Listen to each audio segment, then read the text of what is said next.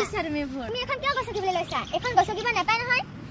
একদম শিক্ষা দিবলৈ আহিছে একদম এইখনো 15 আগষ্টত 26 জানুৱাৰীতহে লাগে আকৌ কিয় শিক্ষা দিবলৈ আহিছে তোমালোকে তোমাক আমি শিক্ষা দিয়া নাই নহয় জাষ্ট কথাষাৰহে কৈছো কি হলনো আকৌ এই কথাষাৰ কৈছোহে তাই আকৌ আমাৰ লগত কাজিয়া লাগিব ধৰিছে ধুনু এইখন গছকিব নাপায় নহয় আমাৰ মান এইখন আমাৰ স্বাভিমান এইখনক গছকিব নাপায় এইখনক অসন্মান কৰিব নাপায় নহয় এইখনক সন্মান কৰাটো আমাৰ কৰ্তব্য মই এতিয়াহে বুজিছো আমি কেতিয়াও অপমান কৰিব নালাগে ক্ষমা কৰি দিবা তোমালোকে মোক বেয়া নাপাবা নিজে বুজি পালা এয়াই আমাৰ বহুত জাতীয় পতাকা ৰাষ্ট্ৰীয় প্ৰতীক ৰাষ্ট্ৰীয় সংগীত এইবিলাকৰ প্ৰতি সন্মান প্ৰদৰ্শন কৰাটো আমাৰ প্ৰতিজন ভাৰতীয়ৰ একোটা মৌলিক কৰ্তব্য আৰু সেই কৰ্তব্য আমি সদায় পালন কৰা উচিত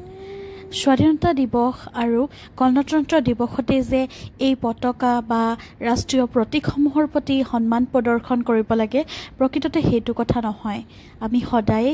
ইয়াক সন্মান কৰিব লাগে ইয়াৰ প্ৰতি অসন্মান প্ৰদৰ্শন কৰাটো কেতিয়াও আমাৰ ভাৰতীয় হিচাপে গ্ৰহণযোগ্য নহয় আমি আমাৰ প্ৰতীকবিলাকক লৈ গৰ্ব অনুভৱ কৰোঁ সেইকাৰণে আমি আমাৰ প্ৰতীক আমাৰ ৰাষ্ট্ৰীয় পতাকা সকলোৰে প্ৰতি সন্মান